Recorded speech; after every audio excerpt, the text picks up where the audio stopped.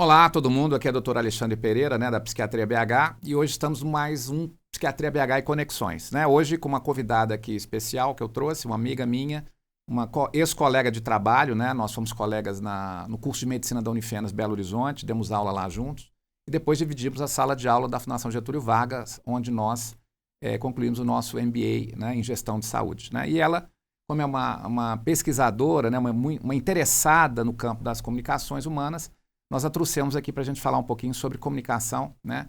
E o que isso tem a ver com as pessoas, né? O atendimento em saúde e outras questões que eu acho que a gente vai poder discutir aqui. Tudo bem, Alice? Tudo bem. Bom dia. Eu sou Alícia Valadares, médica cardiologista pediátrica, gestora em saúde, bailarina, pianista, atleta amadora de corrida de rua e uma estudiosa das habilidades comunicativas. Mas o meu título mais importante é ser mãe da Ana Lu e da Nanda, que também são minhas professoras aí no campo da comunicação. Isso mesmo, a gente tropeça bastante. Né? E acerta eventualmente. Diariamente. Tá certo. Bom, eu queria começar um pouquinho nesse bate-papo, né, falando um pouquinho do processo, né, gente, em relação à nossa aquisição de linguagem, né? Nós humanos, nós temos uma diferença muito grande em relação aos outros animais, porque nós temos essa capacidade linguística diferenciada, né? Essa linguagem que nós desenvolvemos, especialmente a linguagem falada, né? Ela tem uma capacidade, né,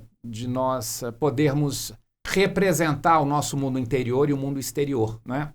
Representar conceitos, coisas, construir história, tecnologia, trabalho e tudo isso que a gente, né, tem do ponto de vista da nossa cultura até aqui. Então, é um elemento central na formação da humanidade. E nós, basicamente, vivemos nos comunicando. É isso que eu queria trazer para a gente conversar aqui hoje. Né? E aí eu acho que a gente podia começar um pouquinho falando da formação médica, da formação dos profissionais de saúde, em relação a essa questão do que seria talvez mais importante, né, na nossa profissão, do ponto de vista da relação da comunicação com os nossos clientes, as famílias dos clientes, enfim, as pessoas que nos procuram de maneira geral, né? E aí eu fiquei pensando em relação a falar e escutar. Será que a gente pode fazer aí uma distinção entre esses dois elementos? E será que teria algum que seria mais importante que o outro? Então, Alexandre, a comunicação, ela se faz no sentido, assim, bem amplo, com fala e escuta, né? Mas eu acho que é muito importante a gente ter em mente que a comunicação, ela tem outros aspectos não verbais também, né? Do nosso tom de voz, até da roupa que a gente escolhe, de como a gente se posiciona no ambiente. Em relação a falar e escutar, a gente é treinado desde que nascemos, desde que viemos ao mundo, para aprender a falar. E aí, se a gente não tiver nenhuma deficiência auditiva, a gente vai ter a habilidade de ouvir, né? Ouvir é um ato mecânico. Para ouvir, a gente precisa de 2 ouvidos e das estruturas anatômicas funcionando perfeitamente bem. Escutar é bastante diferente de ouvir, né? A escuta ativa, ela pressupõe uma entrega genuína ao nosso interlocutor. Então, nessa de falar e escutar, é muito importante que a gente tenha essa clareza de que eu devo ter o meu espaço de fala e eu devo também dedicar ao outro, ao meu interlocutor, a minha escuta ativa, né? Que é uma entrega mesmo. Uhum. Ambos são importantes, mas eu acredito assim que a escuta de todas as habilidades comunicativas, ela é a mais importante e a mais difícil de desenvolver. Isso, perfeito. Então, requer uma experiência, o exercitar Sim. dessa prática, né? É interessante que nós, humanos, aprendemos a falar sozinhos, né? Sim. A gente não tem professor para ensinar a gente a falar. É uma habilidade, então, inata, né? Nossa, de conseguirmos, observando as pessoas falando, ou seja, ouvindo as pessoas, inicialmente, observando como elas se comportam, né? A criança vai introjetando esses elementos e chega a um ponto que ela está madura para poder emitir esses sons, né? Poder se exprimir do ponto de vista comunicacional. Então, isso eu acho fascinante, né, esse processo, né? E aí, do ponto de vista da formação das pessoas, né, eu fico pensando da formação das pessoas em saúde. Me preocupa muito hoje, do ponto de vista das consultas, especialmente, né, dos profissionais de saúde, uma certa rapidez, né, uma certa automatização em relação ao atendimento, né? E parece que os profissionais, a boa parte deles, não se preocupa muito com esse escutar, vamos dizer assim, atento, como você falou aí, né? Tem algumas pesquisas mostrando, por exemplo, que alguns médicos interrompem os pacientes com menos de 90 segundos do início da fala deles, né? Quer dizer, isso provavelmente gera atritos e dificuldades comunicacionais. Vamos pensar um pouco isso aí? A nossa formação médica, vou falar de medicina porque é a nossa área, né? Mas eu acho que deve valer para as outras profissões na área da saúde. A nossa formação médica, Alexandre, ela foi essencialmente baseada no modelo biomédico, que é aquele modelo centrado na doença e não no doente. De alguns anos para cá, isso vem mudando. E aí existe uma tentativa de centrar a consulta na pessoa. Para eu fazer uma consulta centrada na pessoa, é imprescindível escutá-la. Então, a gente tem, por exemplo, o modelo de Calgary-Cambridge, que pressupõe a entrevista, a anamnese, esse momento inicial que a gente está com o nosso paciente, pressupõe que a gente dedique a nossa escuta silenciosa, a gente silenciado, apenas o paciente falando. E o ideal, de acordo com esses estudiosos, é deixar o paciente falar inicialmente por 2 minutos sem ser interrompido. Só que 2 minutos é muito tempo, né? Eu fazia esse exercício com os meus alunos no laboratório de comunicação. 2 minutos você parado, ouvindo seu paciente ali naquele momento inicial da consulta, é muito tempo, mas é um exercício que a gente precisa desenvolver, porque é naquele momento ali que o paciente coloca pra gente a que ele veio, né? Se a gente não tiver esse tempo, se a gente não dedicar esse tempo para escuta, a consulta fica prejudicada de fato. Sem dúvida. E o que eu observo muito na prática, né, principalmente em psiquiatria, né, onde a gente atua mais, é a questão da possibilidade de você deixando o paciente falar livremente, e eu acho fascinante escutar as pessoas, porque cada pessoa tem uma história diferente, e isso eu acho assim, um privilégio poder escutar a história das pessoas nesse sentido, né, assim, como elas vão desenvolvendo o processo de autoobservação, observação das pessoas, do mundo, etc.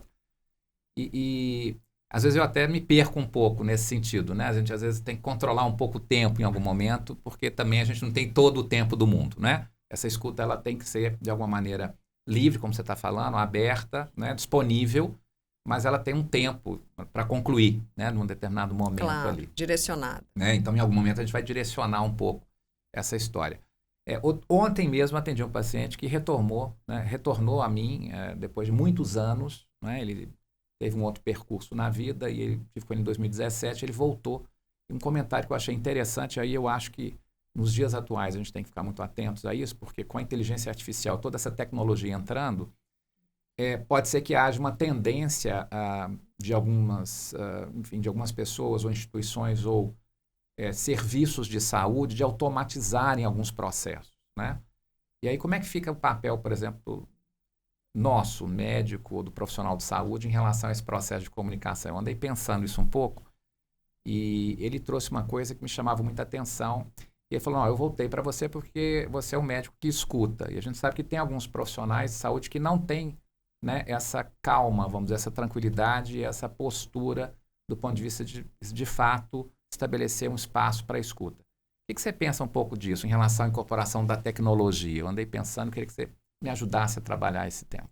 Antes de responder sobre tecnologia, eu queria falar para o nosso ouvinte que essa é a primeira vez que eu falo de escuta ativa e de comunicação para um escutador profissional.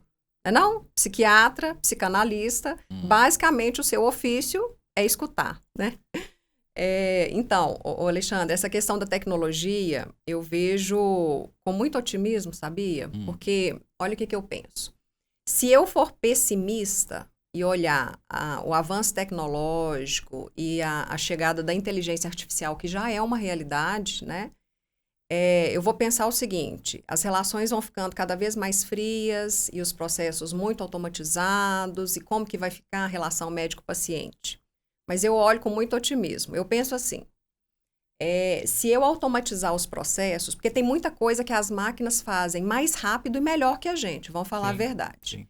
Se eu automatizar, né, se eu delegar para a máquina tudo que ela sabe fazer melhor que eu, o que vai me sobrar para eu dedicar para o meu paciente? Tempo. E isso é maravilhoso. Porque a comunicação é um processo relacional. Se eu tiver mais tempo para dedicar para o meu paciente, eu vou poder escutá-lo com mais tempo, com mais atenção. Então, eu sou uma entusiasta de que a inteligência artificial vai melhorar a relação médico-paciente.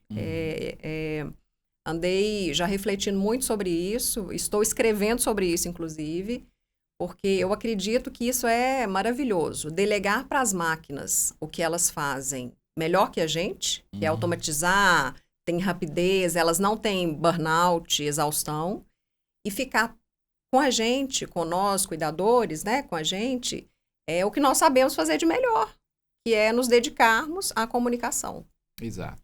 Também eu acho que é por aí. Eu acho que a gente vai ter que construir o futuro a partir dessas premissas aí, né?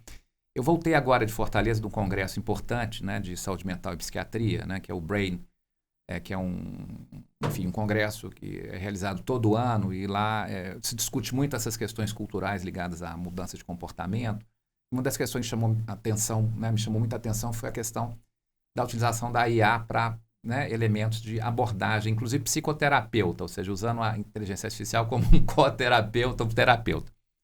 E a gente observou o seguinte, não tem como você substituir, do ponto de vista, né, da relação humana, que é exatamente isso que você colocou, a inteligência artificial. Porque a inteligência ela reconhece padrões humanos de comportamento, né? Isso ela consegue fazer muito bem, né? Então, nesse sentido, ela pode ela pode se comunicar conosco de certa maneira. Ela já faz isso, né? Nos chatbots, etc. A gente consegue hoje, né, nos contatos telefônicos de orientação, a gente já consegue ter essa percepção. E elas conseguem simular muita coisa. Então, elas simulam como você está reagindo na comunicação com ela. E ela pode, inclusive, identificar padrões emocionais, né? A gente sabe que a gente tem basicamente 6 padrões básicos emocionais, de expressão, inclusive visual, não é? E que ela pode reconhecer muito bem isso. Mas discutiu-se a possibilidade que, do ponto de vista da constituição da relação, que é exatamente isso que você está chamando a atenção, né? Não é possível você reproduzir uma relação humana, né? Então, nesse ponto, talvez a gente tenha que preservar esse espaço da relação humana, né? Terapêutica, vamos dizer assim, do ponto de vista mais geral, seja psiquiátrica, psicológica ou do ponto de vista da atenção à saúde como um todo, né? Dentro dessa perspectiva da relação com a tecnologia, não é isso? E aí eu acho que a gente pode pensar realmente que a IA vai ter um papel importante, né, nesse processo de automatização. E assim, né?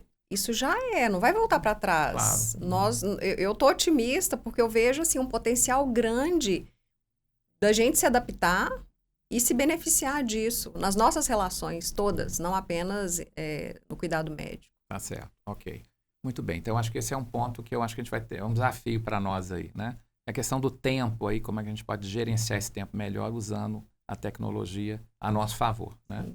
Muito bem. Bom, vamos pensar um pouquinho em relação às consultas médicas ou em saúde, né?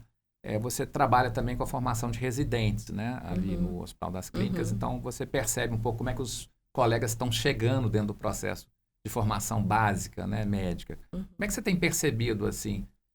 Você acha que os colegas que terminam a formação básica em medicina têm chegado com uma capacidade de comunicação boa?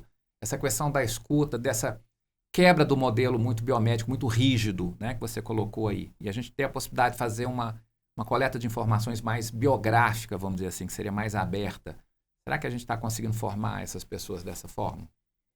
Assim, Alexandre, eu incluí na minha prática docente, como professora e como preceptora, falar sobre comunicação em todos os meus espaços de trabalho. Então, assim, com os meus residentes e com os meus alunos, eu sempre dediquei um tempo, né, um espaço para a gente conversar sobre a importância da comunicação e também desenvolver essas habilidades. O que eu noto, assim, na chegada das pessoas? E aí existe uma diferença entre a chegada do aluno na graduação e a chegada na residência, que aí já é experiência de vida, né, de idade. Mas o que eu noto hoje em dia nos jovens que chegam para a gente? Muito conectados. Assim, o tempo inteiro muito conectados, com eletrônicos, né, com celular, tablet, o tempo inteiro conectados.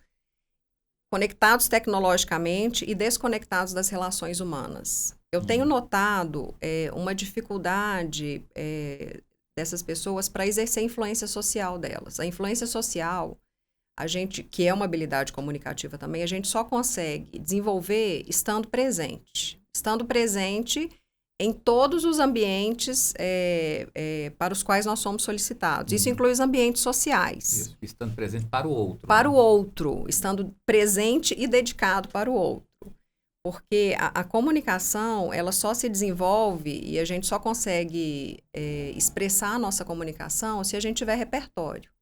E repertório a gente só adquire convivendo em espaços múltiplos, não apenas no nosso espaço doméstico e no nosso espaço de trabalho. Então, eu tenho dedicado um esforço para mostrar para as pessoas que estar conectado tecnologicamente no WhatsApp o tempo inteiro, nos grupos, com seus amigos falando ali o tempo inteiro, não é suficiente para nos dar o repertório que nós precisamos para nos comunicar bem. Isso. A gente precisa se mostrar. Perfeito. Se colocar presente. Exato. Isso foi um tema do Congresso também que eu queria trazer, que é da discussão dos jovens, principalmente, né? Como é que isso está se desenvolvendo na formação da capacidade de comunicação dos jovens, da interação entre eles. Porque a gente sabe o seguinte, se a gente não experimenta, não vivencia, não é? As coisas de maneira real, a gente não consegue fazer com que o cérebro se module, né? E a gente sabe que o cérebro é um órgão plástico, então a gente consegue modulá-lo. Ninguém tem um cérebro igual ao outro, né? Por isso que nós somos pessoas diferentes, então a gente consegue ali inserir, né, no nosso órgão, vamos dizer assim, da comunicação, que é o cérebro, né? Toda a nossa experiência de vida e é reforçando alguns padrões que a gente vai realmente desenvolver, né? Situações de comunicação interessantes. E uma grande preocupação que os educadores e colegas da psicologia e da psiquiatria infantil principalmente têm é dessa relação muito inicial, né, do jovem, da criança, com esses elementos tecnológicos que você falou. Você pega crianças muito pequenas ou principalmente adolescentes que têm um impacto social muito grande, né? Em relação a todas essas exposições que a internet nos propicia hoje. Se você não exercita essa capacidade de comunicação, se você fica o tempo todo ligado, né, no celular, no joguinho, né, e você não exercita essa comunicação ao vivo e presencial, há um temor de que realmente a gente tenha gerações em que, né, que a gente não vai saber muito bem como que vai se dar esse processo comunicacional, né? O que você pensa, assim, como pediatra em relação então, eu vou falar como pediatra e como mãe também, Isso. né? Tudo bem que lá em casa é um pouco diferente, porque como eu tenho a pauta da comunicação, como é uma pauta de vida atualmente, com as minhas crianças, em casa eu tenho uma criança de 8 anos, a Nanda, e uma de 10 anos, a Ana Lu. Mas desde que elas começaram a falar e começaram a ter um entendimento de sociedade, de convivência social, eu tenho conversado com elas sobre comunicação. E elas já têm, inclusive, replicado algumas falas minhas. Porque eu acredito que é possível a gente salvar o mundo melhorando a comunicação entre as pessoas. E as crianças é que vão me ajudar nessa missão. Mas o que eu vejo? As crianças muito conectadas, desde muito cedo, querendo ter um celular. Então, essa demanda, quando que eu vou ter um celular? Ela chegou para mim com a minha criança com 6 anos, com a Ana Lu com 6 anos, já me perguntou quando que podia ter um celular. E a resposta que eu dei para ela é a mesma que eu vou te falar aqui agora. Nunca tiveram uma tela própria. Elas nunca tiveram um tablet nem um celular e não vão ter tão cedo, a menos que isso seja estritamente necessário para elas sobreviverem fora da nossa casa. Então, assim, tá com 10 anos e eu não tenho nem perspectiva. Mas o que eu observo? A gente está vivendo uma experiência agora que não é inédita, que é delas ficarem sem tela nenhuma até que os combinados sejam ajustados e cumpridos. Então, a gente tem os combinados domésticos que elas persistentemente não estavam cumprindo, e aí eu conversei com elas, né, que ia suspender todas as telas até que a gente ajustasse a nossa comunicação organizacional interna. E eu observo que, sem tela, elas são mais calmas, elas interagem melhor e elas brigam menos. Porque eu admiro algumas famílias, né, até de pacientes meus, quando elas me dizem que os filhos não brigam porque fica cada um no seu celular. As minhas, as minhas filhas, tudo bem que elas não têm celular próprio, na minha casa só tem uma televisão. Então, as minhas brigam pela tela. Elas conseguiam brigar pela televisão. Então, quando eu tiro a tela e elas têm só o convívio social, a vida em família vira uma maravilha. Elas começam a ficar mais atentas, uma fica atenta à outra. Então, assim, eu acho que eu não sou contra a exposição tecnológica, eu sou totalmente favorável à alfabetização tecnológica. Eu estive no congresso, estava falando sobre isso. Como que é importante nós todos, eu, você, as nossas crianças, passarem pelo processo de alfabetização tecnológica. Mas isso tem que ser dosado para que não comprometa os relacionamentos E a comunicação é um processo relacional. Né? Exato, Então, isso. E, inclusive, o desenvolvimento da própria criança, né? sim, Porque a gente sabe sim. que o ser humano, a criança, se desenvolve desde bebezinho, né? E vai passando pelos processos todos na relação com o outro, né? Então, para que uma criança se desenvolva bem, ela precisa o quê? Excelente cuidados ali durante a gravidez da mãe, né? Para que não haja nenhum problema ali importante, né? De adoecimento materno. O parto também muito bem, cuidadosamente feito, né? Para que não haja nenhum incidente ali naquele momento, né? E possibilidade de lesões e Cerebrais. problemas cerebrais naquele momento. E depois, esse acompanhamento, né? Da criança que vai se desenvolvendo, o neném que vai se desenvolvendo ali, ele se dá a partir, basicamente, de uma alimentação adequada, né? Suficiente, pelo menos, né? Para o desenvolvimento ali cerebral da criança. Mas nós, como seres humanos, nós temos uma diferença que é exatamente essa questão do desenvolvimento que passa pela relação com o outro, né? Ou seja, o bebê humano, sem a relação com o outro, ele não se desenvolve. Se ele for deixado de lado, ninguém conversar com ele, não estimulá-lo. Ele não né? fala. Exatamente, ele não vai desenvolver as capacidades, né, inatas que ele tem para que ele pudesse se desenvolver como um ser humano, não é isso? Então, esse é um ponto importante. Então, se você...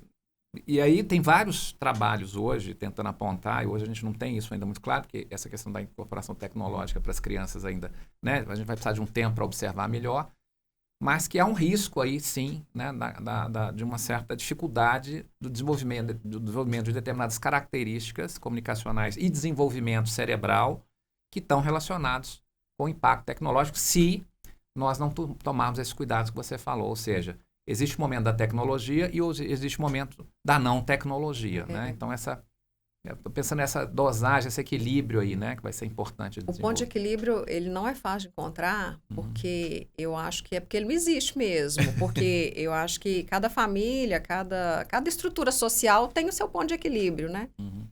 Mas eu observei muito essa questão do atraso de desenvolvimento, Alexandre, no retorno da pandemia. Porque, por exemplo, as crianças que foram confinadas, quando elas estavam ali com 1, 2 anos, e desconfinadas, né, quando elas voltaram para o convívio social com 4 anos de idade, muitas chegavam para consultar comigo, não falavam. Por quê? O que aconteceu no confinamento? Os pais saíam para trabalhar, muitos pais, né, na minha casa, por exemplo, eu e meu marido somos médicos, a gente trabalhou normal e nossas crianças ficavam em casa com a babá. Não foi o caso da minha casa, porque a gente estava muito atento a isso e a nossa funcionária ela é muito boa, mas as crianças que ficaram mais largadas em casa, elas ficavam com tablet. Então, às vezes, ficava na casa de vizinho, na casa de parente, entregava o tablet para o menino ficar quietinho. E nessa de ficar quietinho, ele não desenvolveu a linguagem.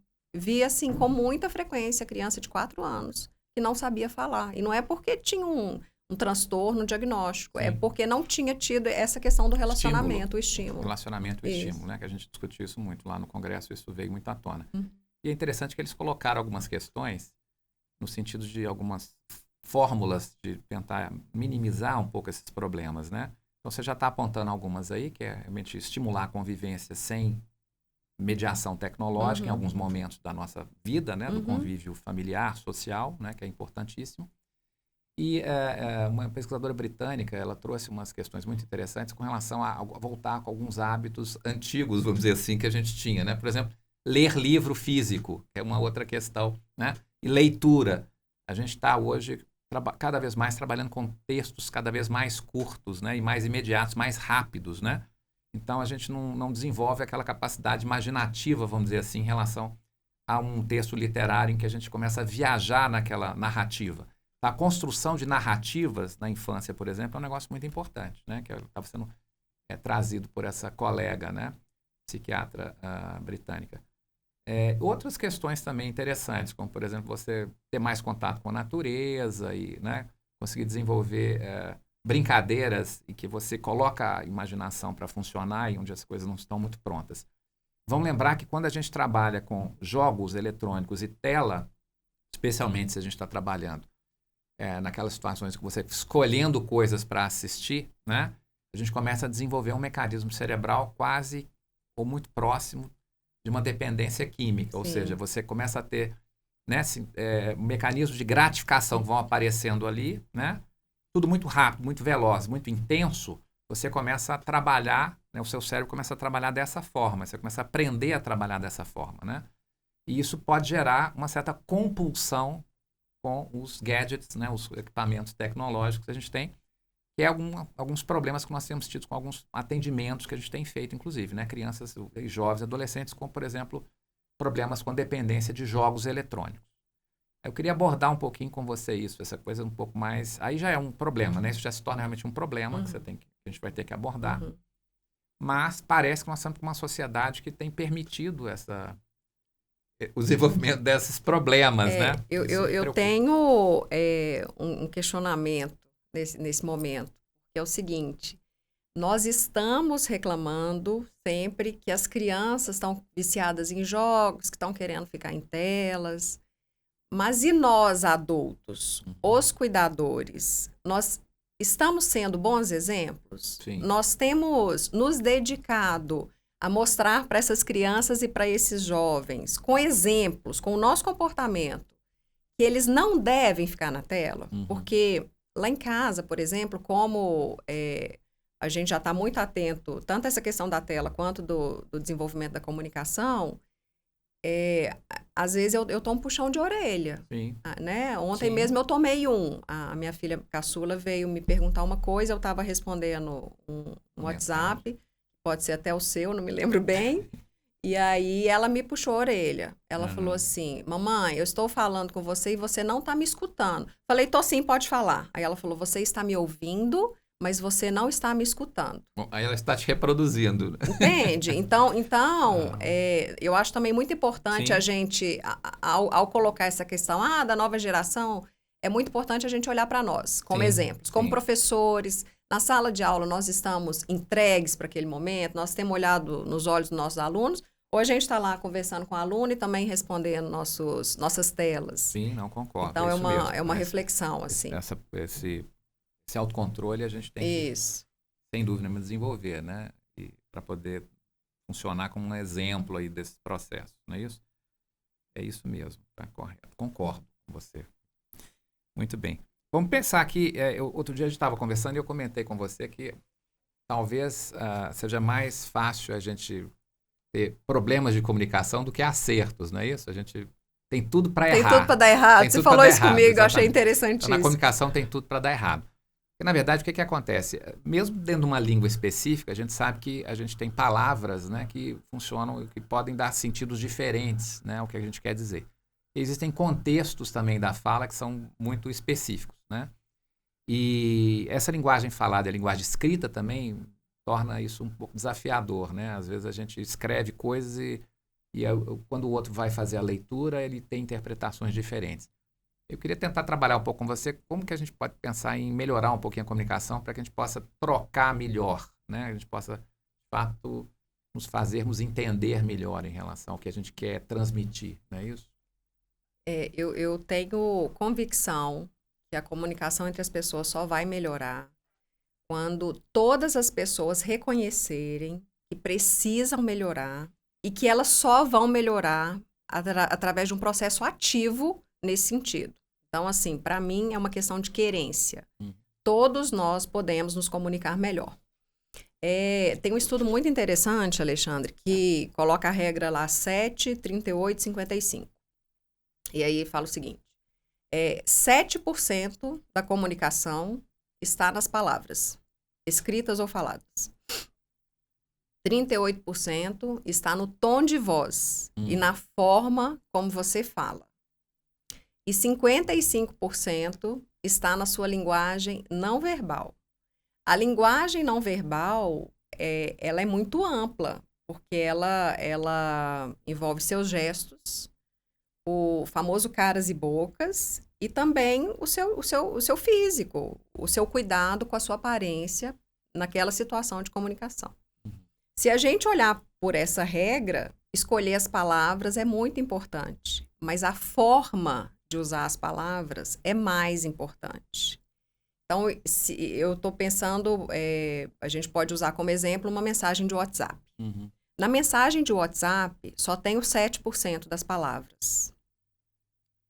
No áudio do WhatsApp, aí a gente já acrescenta os 38%. Então, você já observou? Sim. Quando a gente quer mandar uma mensagem, assim, mais intensa, eu não vou gravar um áudio aqui. Aí você grava um áudio e a pessoa pode escutar, às vezes a pessoa consegue até imaginar. Eu acho que quando a gente quer pôr mais emoção, né? Talvez na transmissão da comunicação. A gente já quer dar o tom de voz. Mas, ainda assim, você perde os 55%, que são isso aqui que a gente está fazendo. O olho no olho, a postura da pessoa, você vê essa disponibilidade da pessoa e essa entrega para aquele momento ali. E eu gosto também de lembrar muito que a escuta, que é a habilidade comunicativa que eu considero mais importante de todas, ela se faz não apenas com os ouvidos. A escuta, ela se faz com o corpo inteiro. Então, eu estou aqui, eu estou falando, você está me olhando nos olhos, você está com uma postura corporal de que está aberto para ouvir o que eu tô te falando. Então, isso é tão importante como você ter seus ouvidos em perfeitas condições. A escuta, ela é uma entrega, desnuda a história do seu interlocutor.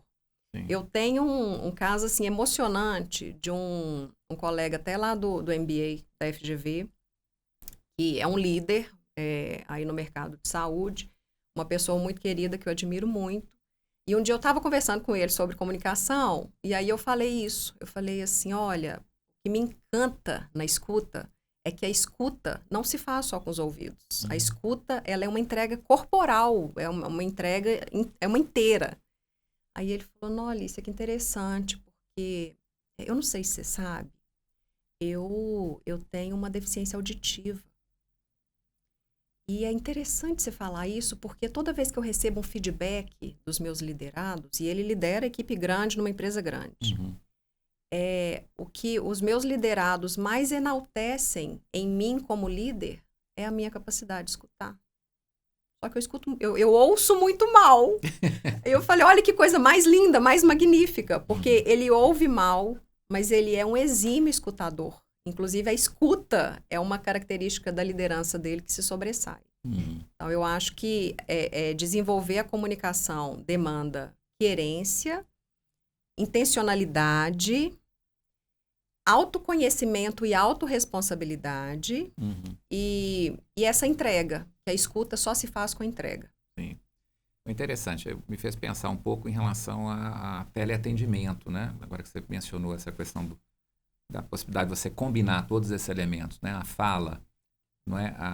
O som, né? A maneira, a postura corporal e toda essa questão envolvida no processo complexo da linguagem. E a gente começou a trabalhar muito, especialmente depois da pandemia, com teleconsulta, né? Que é uma outra questão. Eu fico pensando na teleconsulta com adulto e com criança ainda mais, né? Quer dizer, é uma questão mais complicada ainda. E muitas vezes você não tem essa visão do outro lado da tela da pessoa como um todo, né? A gente geralmente tem uma visão muito restritiva em relação a isso. E eu imagino que a gente perca um pouco, talvez. Eu acho que a teleconsulta é excepcional, né? É uma ferramenta excelente. Eu acho que nos leva a lugares nunca antes navegados, né? Transpõe limites geográficos, isso é magnífico. Excepcional, eu acho genial isso. Eu acho que a gente tem que evoluir bastante para isso. Mas será que a gente perde um pouco na teleconsulta em relação a esses elementos que você está trazendo? Eu fiquei curioso em relação a isso. Vamos pegar um exemplo aqui que eu acho que vai ser fácil para a gente entender. Lá no MBA, quando a gente fez o MBA, o nosso MBA era híbrido. Exato. E eram 3 aulas online e uma presencial. Você considera que no presencial, no relacionamento com as pessoas, tinha um ganho? Era diferente? Sem dúvida. Sem dúvida. Com relação ao grupo, especialmente, sem dúvida. Sem dúvida. Então, eu acredito assim, eu sou totalmente favorável ao desenvolvimento tecnológico. Eu acho que a teleconsulta ela é magnífica, ela resolve muitos problemas, facilita a vida do doente, facilita a vida do médico em muitas situações, transpõe limites geográficos, mas o tete-a-tete, o presencial, ele acrescenta esses elementos da comunicação que são importantes no desenrolar de um tratamento, né? Sim, sem dúvida, sem dúvida. Esse é um ponto que me chamava a atenção e eu fiquei curioso em relação a isso. Sem dúvida, a questão no encontro ali, né, você cria uma outra situação, né, de troca afetiva, etc. Eu me lembro que eu dei aula também há muito tempo, né, usando esse esquema híbrido, né, e parte presencial, parte gravada. uma coisa que me incomodava muito eram os alunos fecharem as telas, né? Enquanto Nossa, eu isso é estava terrível. conversando, né? Expondo algum tema, né? Então, é importante a gente saber que tem um outro ali, né? E a gente conseguir perceber o outro ali também. Eu acho que facilita para quem está transmitindo a informação, para quem está comunicando. Parece que torna o nosso trabalho mais real, né? Mais concreto, mais conectivo, né? Eu tinha um Exatamente. desconforto em relação a falar sozinho, né? Que é uma É, coisa difícil, né? Você comunicar aparentemente para ninguém é um isso. desafio, né? É muito desafiador. E assim, Alexandre, eu me lembro bem dessa época, e especialmente durante a pandemia, que a gente deu muita aula online, e o aluno, geralmente, quando ele não abre a câmera, o que que ele fala? Ele abre o microfone. Sim. Aí ele fala assim, professora, tô com problema, não posso abrir minha câmera, mas ó, tô te escutando. Queridos alunos, a escuta, ela é uma entrega. E a escuta não se faz só com os ouvidos. Então, assim, para nós, professores, nos sentirmos escutados de fato, é necessário que a gente observe no escutador essa entrega, essa disponibilidade. Uhum. E por mais que a câmera dificulte um pouco a interação, você consegue, numa aula online, se o aluno está com a câmera ligada, você consegue vê-lo, você consegue ver que ele está ali, que ele se arrumou para assistir a aula. É muito importante a gente se arrumar para assistir aulas online. O professor se sente valorizado. Então, eu acho que o fato da gente ter tido essa experiência como professor na pandemia e de ter dado aula para os alunos com a câmera fechada, nos tornou alunos melhores, você concorda? Sim, Porque, por exemplo, valoriza mais nós esse enquanto espaço. alunos, depois quando fomos fazer o MBA, a gente sempre estava com a câmera ligada, nós dois, não é verdade? E a gente sempre participava, porque isso é importante, essa interação humana, ela é importante para o professor também. Exato. Para quem está transmitindo. Isso, né? isso. Exatamente. Tá ok. Bom, muito bem. Bom, eu estava pensando essas questões, né, para discutir. Tem alguma outra coisa que você acha relevante do ponto de vista assim da gente tentar eliminar algum elemento? Você falou muito claramente, eu acho muito interessante essa coisa da disponibilidade, né, que você colocou para a comunicação. Eu, pessoalmente, tenho um problema nesse campo, né, porque eu sou uma pessoa que geralmente é emotiva e me reaciona, tem uma reação emocional muito à flor da pele, né? Então, quando eu vou me comunicar muitas vezes, eu começo a me manifestar fisicamente de uma maneira que às vezes as pessoas acham que eu sou um pouco agressivo. Você me conhece, você sabe o que eu estou falando, né? Eu acho que nós somos um pouco parecidos. Talvez. E eu acho interessante porque quando você me fala isso, eu começo a me perceber, né, o meu processo comunicacional. Eu acho que é interessante as pessoas começarem a perceber um pouco, né, essa questão também, a gente desenvolver essa capacidade de autopercepção, no sentido assim, como é que eu estou comunicando? Como é que eu estou falando? Eu falo com as mãos? Eu tenho gestualidades, né? Como é que está o tom de voz? É né? um exercício de autoconhecimento e de autorresponsabilidade, porque nós somos responsáveis pela nossa comunicação. E a comunicação é assim, tem um emissor, uma mensagem que vai por um canal e um receptor, que é o nosso interlocutor. É a teoria clássica da comunicação. Clássica, simples. Geralmente, entre o que eu falo e o que você escuta, existe um abismo. Então, eu tenho aprendido, nesses anos todos que eu estou dedicada a estudar as habilidades comunicativas, que é muito importante a gente ter uma prova, uma comprovação de que nós fomos claros e de que o interlocutor compreendeu o que a gente estava tentando comunicar. E assim, Alexandre, a escuta ativa, ela é uma entrega. A comunicação é um encontro no meio do caminho. Não é nem onde eu estou, nem onde você está. Então, para dar certo, a gente tem que se encontrar. E é isso que garante a sustentabilidade de todas as relações, né? Existe um componente que eu acho que é muito interessante da comunicação, que faz parte da escuta ativa, que é o silêncio. O silêncio, ele é ativo, ele é um componente ativo. Apesar da gente achar que quando a gente está em silêncio, a gente está passivo, o silêncio, ele é pura atividade. A gente teve uma aula com o professor Ricardo Machado, lá na FGV, não sei se você lembra da analogia que ele faz com a partitura musical. ele fala, ele é baterista, né? Então eu me identifiquei muito com essa história, porque enquanto pianista, a partitura faz parte da minha vida.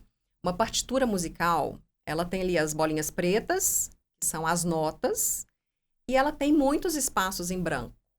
Aquilo é o silêncio. Então, é um intervalo. É um intervalo necessário. Obrigatório até. Então, se eu vou tocar, sei lá, Ave Maria. Se eu pegar a partitura de Ave Maria, sentar lá de frente pro meu piano e tocar aquelas notas musicais sem respeitar o silêncio, né, as pausas, eu não vou tocar Ave Maria, vai sair uma outra música. E na comunicação é a mesma coisa. Eu preciso saber que o silêncio, ou seja, a minha escuta, o tempo que eu dedico calada, ele é tão importante quanto as palavras que eu escolho.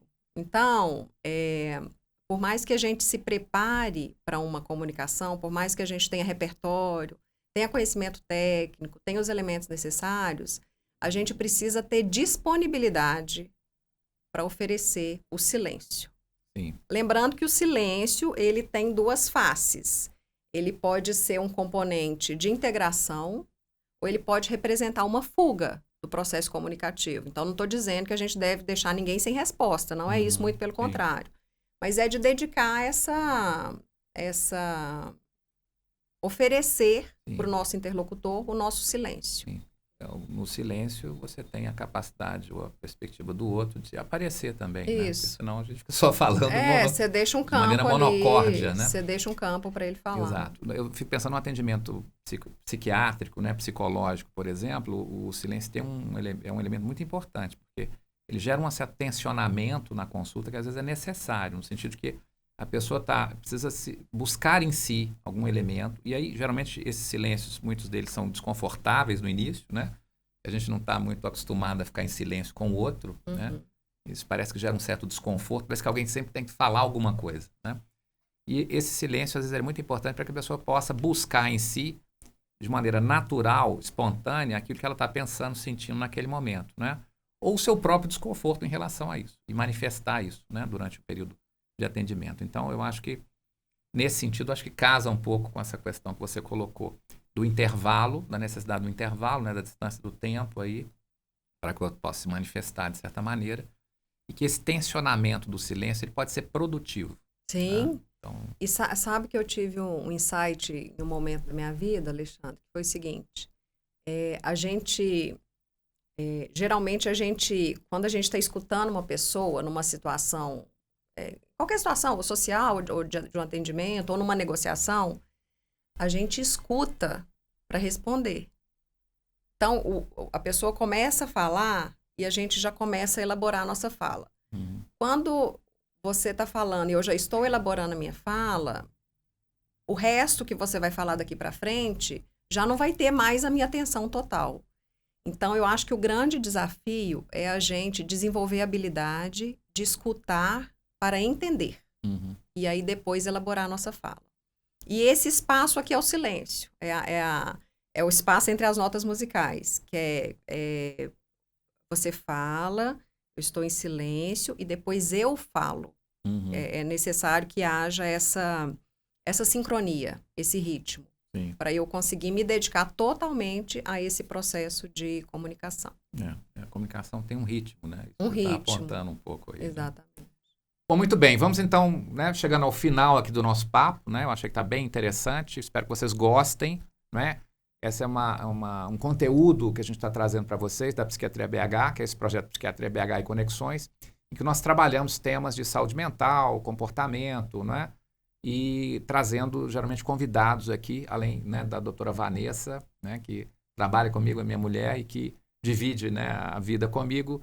A gente também traz outras pessoas para a gente poder conversar e trocar uma ideia boa aqui, que possa ser útil para vocês aí que nos escutam. Eu queria perguntar para a Alice se ela pode, talvez, nos orientar um pouquinho em alguma literatura que pode ser interessante para a gente ler e podermos, né, desenvolver essas capacidades aí de comunicação.